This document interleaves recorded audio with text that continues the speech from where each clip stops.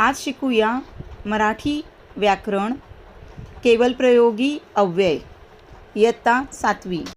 केवलप्रयोगी अव्यय। बापरे, केवढा मोठा साप. अरे रे, माझ्या मित्राचा अपघात झाला. छान, अशीच प्रगती कर. अच्छा, तू जाऊ शकतो. आपल्या मनातील आनंद, दुःख, आश्चर्य, प्रशंसा, तिरस्कार इत्यादी भावना व्यक्त करणाऱ्या अविकारी शब्दांना केवलप्रयोगी अव्यय असे म्हणतात. The words which express are happiness, sorrow, surprise, curiosity, hatred. These words are called as केवलप्रयोगी अव्यय. उदाहरणार्थ वा, वाह वाह, अरे रे, छान, अहो, चुप. अशा प्रकारे जे शब्द असतात, जे आपलं आनंद दुःख एक्सप्रेस करतात, व्यक्त करतात, त्यांना आपण केवलप्रयोगी अव्यय म्हणतो. आता पाहूया केवलप्रयोगी अव्ययाचे प्रकार. पहिला आहे हर्षदर्शक केवलप्रयोगी अव्यय. उदाहरणार्थ वाह, काय स्वादिष्ट जेवण आहे. आहा, किती सुंदर पक्षी आहे. ओहो, किती उत्तुंग षटकार मारला आहे. हर्ष म्हणजे आनंद. हर्ष म्हणजे काय? आनंद. आनंद दर्शक म्हणजे दाखवणारा, आनंद दाखवणारा. Showing happiness. The word which shows happiness, त्याला म्हणायचं हर्षदर्शक. वा, वा म्हणजे किती छान आहे असं दाखवतं आहे, म्हणजे आनंद दाखवतो आहे, चांगलेपणा दाखवतो आहे. आहा हा, किती सुंदर पक्षी आहे. इथे पण बघा, इथेही आनंद आहे, पक्ष्याला बघून आनंद झालेला आहे. आणि तो शब्द, कोणता शब्द ते दाखवतो आहे? आहा हा. उत्तुंग षटकार मारला. षटकार म्हणजे सिक्सर. सिक्सर चांगला मारलेला आहे, तर आपण एकदम एक्सायटेड होतो आणि आपण ओरडतो, ओ हो, काय सिक्सर मारला आहे. याच्यातून हर्ष म्हणजे आनंद आपला दिसून येतो. याला म्हणायचं हर्षदर्शक केवलप्रयोगी अव्यय. त्याची उदाहरणं आहेत वा, आहा हा, ओहो, आहा, वा वा. असे आपण हे शब्द वापरतो आणि आपण आपला आनंद व्यक्त करतो. दुसरा प्रकार आहे शोकदर्शक केवलप्रयोगी अव्यय. शोक म्हणजे सॉरो, दुःख. आता दुःख दाखवणारे शब्द कोणते? आई ग, पायात काटा रुतला. These words show sorrow. आई ग, आपण कधी काही लागलं, पडलो, काय पण झालं तर आई ग हेच तोंडात येतं आहे की नाही. तसं आई ग, पायात काटा रुतला. अरे रे, अपघातात 4 बळी गेले. मग वाईट झालं ना, 4 people डाईड इन ॲक्सिडेंट. तर अरे रे, सो सॅड. असं आपण ओ नो असं बोलतो ना, अरे रे, त्याप्रमाणे. हाय हाय, किती सुंदर बगीचा होता. म्हणजे कोणीतरी बगीचा कापून टाकला आहे म्हणून आपण म्हणतो की अरे किती चांगला बगीचा होता, कोणी कापला. आता त्यातला शोक दाखवण्यासाठी हाय हाय, किती सुंदर बगीचा होता, अशा प्रकारचे शब्द वापरले जातात. त्यांना शोकदर्शक केवलप्रयोगी अव्यय म्हणतात. आणखी काही उदाहरणं बघा. आई ग, अगाई, हाय, हाय हाय. हाय म्हणजे तुमचं हाय नाही हा, हाय हाव यू तसला हाय नाही. अरे रे म्हणजे वाईट झालं, वाईट काहीतरी झालं असेल, शोक दर्शवणारे शब्द आहेत ते.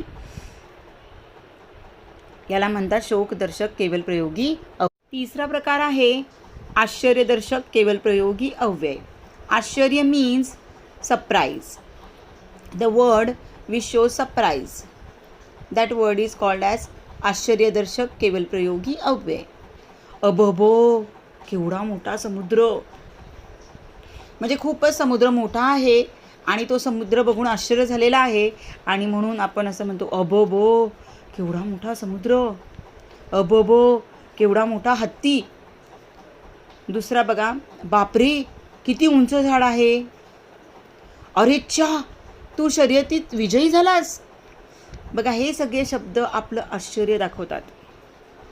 त्याचप्रमाणे आहा हा, बापरे तर तुम्हाला माहिती आहे, ओ हो वर्गात पहिला आलास असं, ओ अरेच्या, हे सगळे शब्द आश्चर्य दाखवतात आणि या अविकारी शब्दांना आश्चर्यदर्शक केवलप्रयोगी अव्यय असे म्हणतात. चौथा प्रकार आहे प्रशंसादर्शक केवलप्रयोगी अव्यय. प्रशंसा म्हणजे ॲडमायर करणे, प्रेझिंग, ॲडमायरिंग. दर्शक मी showing. The word which shows admiration, praise is called as केवलप्रयोगी, प्रशंसादर्शक केवलप्रयोगी अव्यय. आता कोणते शब्द आहेत हे बघा. छान, तुझे हस्ताक्षर वळणदार आहे. म्हणजे छान म्हणून आपण गुड, छान म्हणजे छान, गुड, व्हेरी गुड. तर आपण एनकरेज करतो, we are encouraging, we are admiring you. शाबाश, तू जिंकलास. शाबासकी देतात ना काहीतरी चांगलं केल्यावर, जिंकल्यावर. वा वा, काय मधुर गाणी आहे. म्हणजे आपण कोणाची तरी प्रशंसा करतो आणि त्यासाठी ते शब्द वापरतो, त्यांना म्हणायचं प्रशंसादर्शक केवलप्रयोगी अव्यय. आता हे प्रशंसादर्शक केवलप्रयोगी अव्यय कोणते आहेत आणखीन? छान, शाबास, वाहवा आहे, ठीक, ठीक पण येईल, अशा प्रकारचे शब्द येतात. पुढचा प्रकार आहे संमतीदर्शक केवलप्रयोगी अव्यय. संमती म्हणजे परमिशन. संमती means permission. The words which show permission are called as संमतीदर्शक केवलप्रयोगी अव्यय. आता कोणते शब्द आहेत हे बघा. ठीक, तू उद्या अभ्यास कर. म्हणजे अग्री झालेले आहे, परमिशन दिले की ठीक आहे आता नको करू अभ्यास, उद्या कर. अच्छा, तू जा ना, ओके यू कॅन गो. बरं आहे, काळजी घे. म्हणजे एक प्रकारे संमती दिलेली आहे की ज्याच्यामध्ये हां आता तू जाऊ शकतो बाबा, म्हणजे I am agreed, okay now you can go. आता आपल्या मनातली जी संमती दाखवतो जो शब्द, त्याला आपण काय म्हणतो? संमतीदर्शक केवलप्रयोगी अव्यय. ठीक, अच्छा, बरं आहे, हां हां तुला पाहिजे ते कर, हां असं पण म्हणतो ना, जी हां, हे शब्द आहेत. सहावा प्रकार आहे विरोधदर्शक केवलप्रयोगी अव्यय. बघा नावामध्येच त्याचा अर्थ आहे. There is meaning in the name. विरोध म्हणजे अग्री नसणं, डिजअग्री असणं, रिबेल और डिजअग्रीमेंट. छे मला नको ते. छे म्हणजे मी जराही नको आहे त्याला, म्हणजे त्याचा विरोध दाखवतोय. छे हा शब्द काय दाखवतोय? विरोध दाखवतोय की त्याला मुळीच नको आहे. छे मला नाही आवडत. तू खेळायला जाऊ नको. म्हणजे ऑल नेगेटिव्ह आणि अपोजिट. म्हणजे आता कोणीतरी विचारलं आहे मुलांनी की मी खेळायला जाऊ का, ताई म्हणते तू खेळायला जाऊ नको. अशा प्रकारे तर विरोध दर्शवलेला आहे. छट, असे पण काही शब्द येतात. आपल्या मनातला विरोध हे शब्द दाखवतात. तर या शब्दांना काय म्हणतो आपण? विरोधदर्शक केवलप्रयोगी अव्यय. आता पुढचा प्रकार आहे तिरस्कारदर्शक केवलप्रयोगी अव्यय. याच्यामध्ये तिरस्कार म्हणजे हेट्रेट. तिरस्कार म्हणजे काय? Hatred. The words which show hatred are called तिरस्कारदर्शक. शी, काय घाणेरडा वास येत आहे.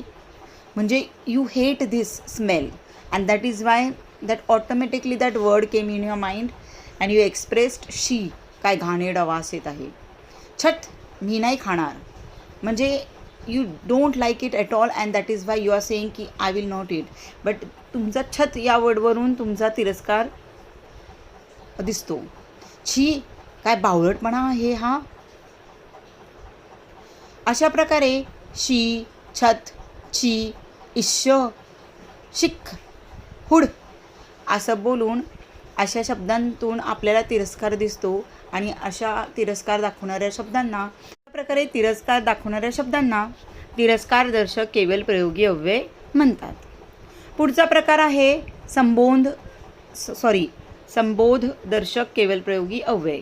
संबोध म्हणजे काय? संबोधन करणे. संबोधन करणे मीन्स कोणाला तरी बोलवणे, कोणाला तरी डेमॉन्स्ट्रेट करणे, डेमॉन्स्ट्रेटिंग. बघा कोणते शब्द आहेत हे. ऐकलंस का म्हणजे you want to drag attention.